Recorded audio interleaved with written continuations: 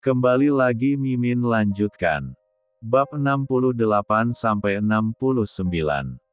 Terjerat Om Sang Cheo.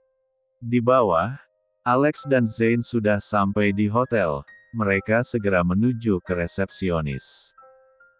Mbak bisa tanya kamar atas nama Angela Veronica Pratama di mana ya? Ini penting sekali, tanya Zain. Lihat Tuan sebentar, petugas segera mengecek nama yang mereka sebut, di kamar 210 Tuan, jawab petugas. Zain segera berlari ke kamar yang disebutkan petugas tadi, sementara Alex meminta kunci serep kamar dan meminta satpam untuk ikut dengannya. Mbak tolong beri kunci serep kamar tersebut dan minta satpam untuk ikut kami ke sana. Di sana teman kami dalam bahaya. Mbak tahu pria tadi, kata Alex. Kalau sampai terjadi apa-apa pada temanya maka hotel ini taruhannya, ancam Alex.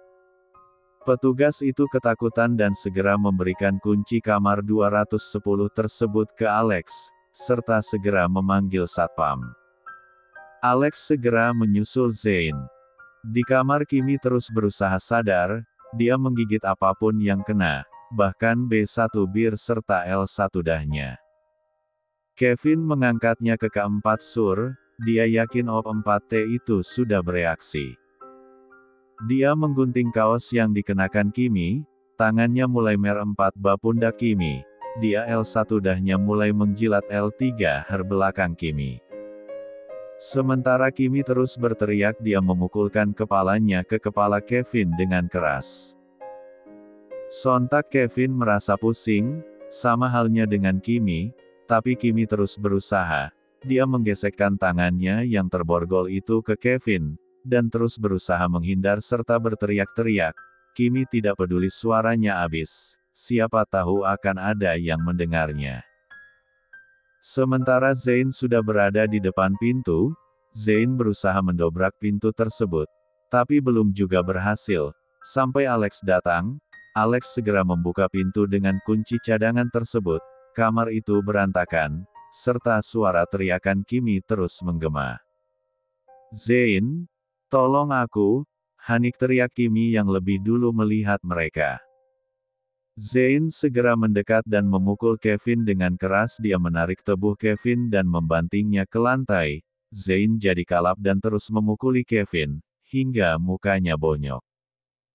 Bro tolong Kimi segera, sepertinya dia diberi obat, biar gue yang urus lelaki bajingan ini kata Alex. Alex mengambil alih menghajar Kevin hingga lemas, Zain mendekati Kimi, dan membuka ikatan di kakinya. Hani, tubuhku rasanya panas sekali Kimi mulai beraksi. Lex bagaimana ini? Zain bingung, kalau dia melakukannya pada Kimi, tak ubahnya dia seperti Kevin yang bejat itu. Kita bawa ke rumah sakit supaya dipenawarnya kata Alex.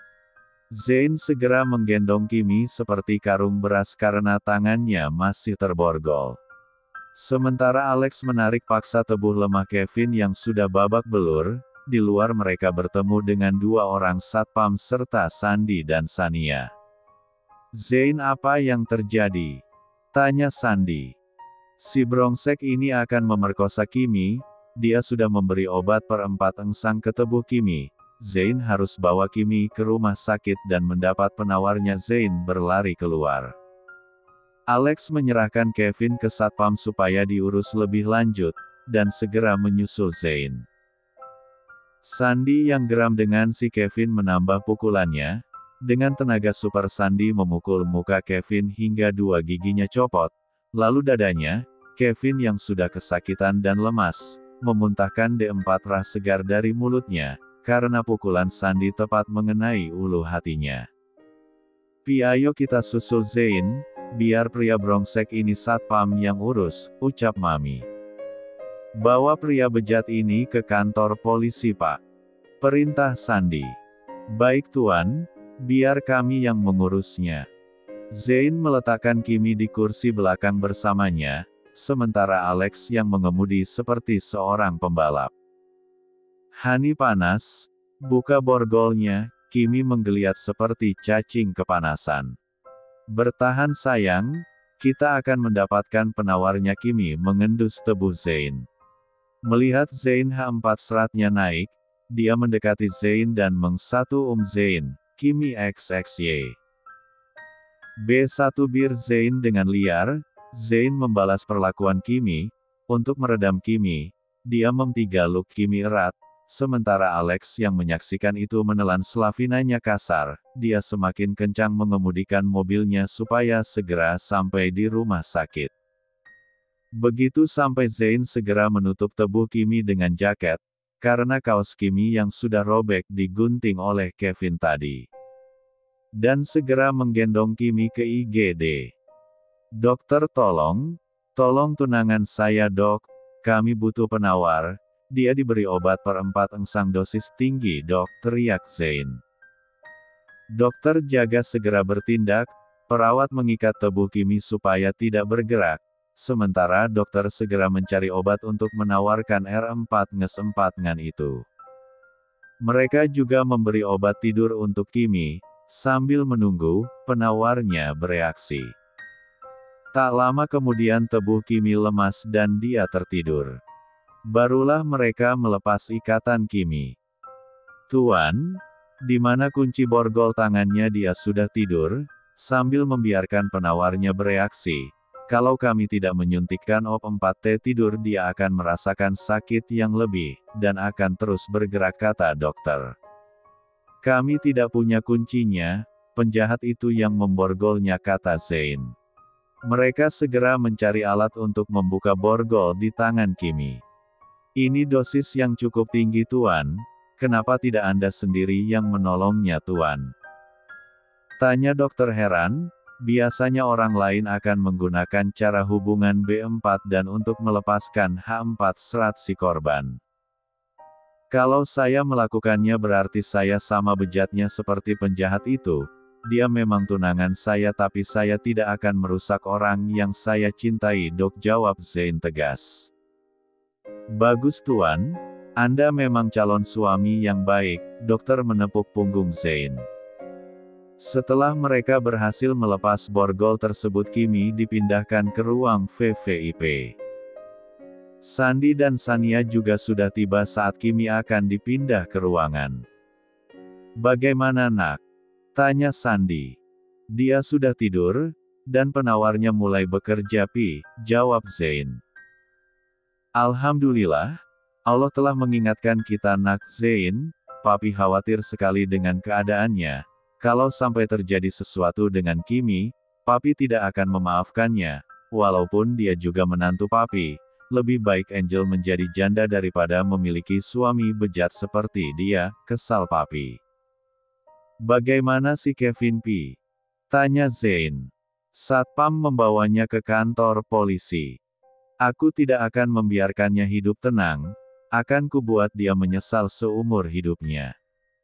HP Kimi di dalam tas yang dibawa Mami berbunyi. Ada telepon dari anak buah Kimi. Bos, ini aku, bukti-buktinya sudah terkumpul semua kata Boy. Ini saya Zain tunangan Kimi, kamu bawa bukti-bukti itu ke Rumah Sakit Internasional Pandawa, ruang VVIP, jawab Zain. Baik Tuan Otu sekarang. Alex, kamu hubungi Robert, dan perintahkan padanya hancurkan Twins Hotel dan cafe itu sekarang juga, perintah Zain. Siap bos, Alex segera melaksanakan perintah Zain. Zain masih menghubungi orang kepercayaannya lagi. Tom, ada tugas untuk kalian. Perintah Zain. Lihat Tuan, jawab Tom. Bawa anak buahmu dan ratakan klub 21, di sana juga ada ruang bawah tanah pusat perjudian, hancurkan semua, jangan lupa jangan ada yang lolos, tangkap semuanya dan bawa ke markas sebelum diserahkan ke kantor polisi, tegas Zain. Siap laksanakan Tuan, Anda akan segera mendapat beritanya, jawab Tom semangat. Zain menutup teleponnya. Dia masih menelpon orang lagi. Adam, ku datang ke rumah sakit Pandawa, ada pekerjaan untukmu. Oke bos, jawab Adam. Bab 69. Kalau Zane sudah marah, dia tidak akan membiarkan musuh-musuhnya tenang, bahkan dia tega menyiksanya dengan keji, apalagi menyangkut orang yang dia sayangi. Mereka berkumpul di ruang rawat Kimi. Sandy juga menghubungi orang-orangnya untuk membantu Zane. Boy juga sudah sampai di sana, dia menyerahkan semua hasil penyelidikannya. Mulai dari pemabuk, suka main perempuan, dan penjudi. Semua bukti sangat memberatkan Kevin. Tapi aku belum puas kalau dia hanya dipenjara saja, dia juga harus menderita di sana, jawab Zane. Lia potong saja burung si penjahat kelamin itu supaya kapok, tapi semoga anak yang dikandung Angel nanti tidak seperti ayahnya. Sandy mengangguk dan mengelus rambut Sania. Adam juga sudah hadir. Dia seorang jaksa yang tegas dan hebat, dia juga sahabat baik Zane. Ada pekerjaan apa bro? Tanya Adam. Gue mau lo buat pria ini mendekam di penjara selamanya, bahkan dengan hukuman yang seberat-beratnya. Saat ini sudah dibawa ke kantor polisi pusat, kalau saja tidak di sana gue sudah menghabisinya, kata Zane. Adam membaca rekam jejak dan mengamati bukti-bukti yang ada. Oke, serahkan semuanya ke gue, apa tidak ingin lebih? Adam mengerlingkan sebelah matanya. Lo atur buat dia juga menderita di sana sehingga tidak tahan lagi untuk hidup. Mami bahkan menginginkan burungnya dipotong abis, kata Zane. Sontak Adam memegangi celananya. Waduh, sadis banget, jawab Adam. Bukan punya lo dodol, punya si Kevin, Alex menimpali sambil menonyor kepala Adam. Hehe, tidak bisa nyelup dong. Biarkan saja, itu hukuman yang setimpal. Bocah brengsek itu sudah mengempat milik kakaknya dan sekarang mau memperkosa adiknya. Mami rasa itu hukuman yang cukup setimpal, ketus Mami. Siap? Ini gue bawa berkas-berkasnya dan menemui Komandan Satria. Kalau begitu gue cabut dulu, semoga Nona Kim segera sadar, dan gue tunggu undangan kalian. Adam undur diri, demikian juga dengan Boy.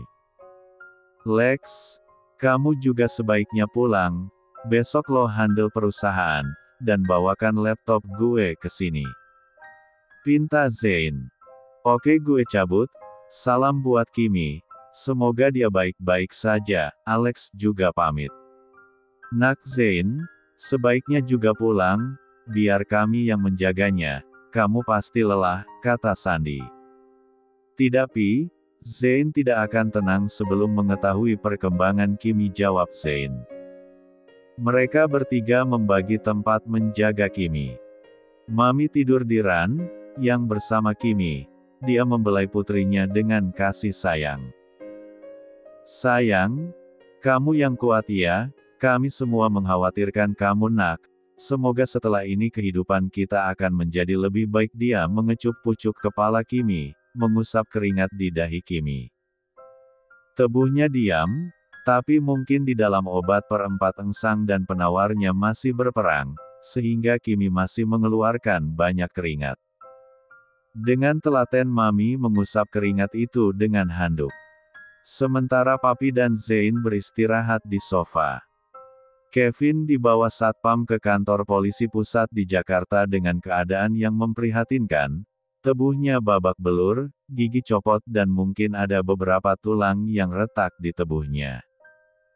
Pak orang ini tertangkap di hotel, dengan kasus pemerkosaan dan pemakaian obat per-4 nges 4 nanogram, lapor satpam. Silahkan buat laporan tertulis, kata polisi jaga. Di mana kasusnya? Tanya polisi.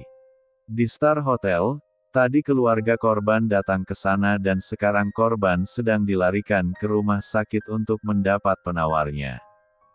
Polisi memperhatikan Kevin yang terbaring lemah di kursi. Pak, saya perlu ke rumah sakit, saya dijebak Pak, saya tidak bersalah, saya hanya ingin menyelamatkannya tapi mereka salah paham, ucap Kevin lemas. Apa ada bukti kalau kamu tidak bersalah? Kata polisi. Ada Pak, teman saya, tadi kami berdua ke sana. Kamar itu punya istri saya, dan ketika kami masuk keadaannya sudah berantakan.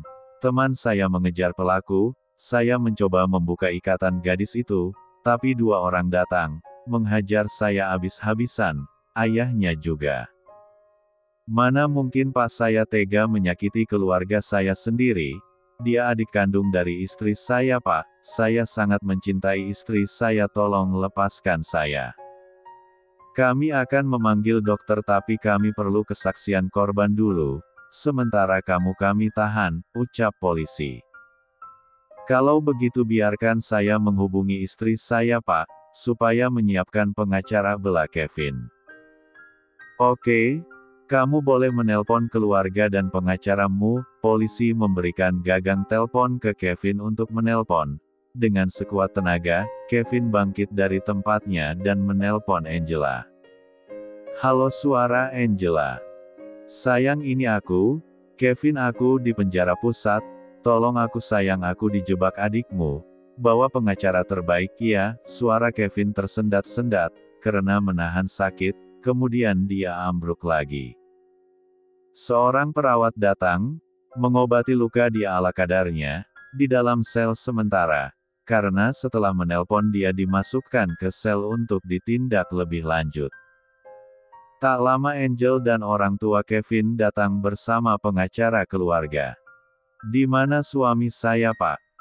Tanya Angela, sambil sedikit mengatur nafasnya, karena terburu-buru datang ke sana.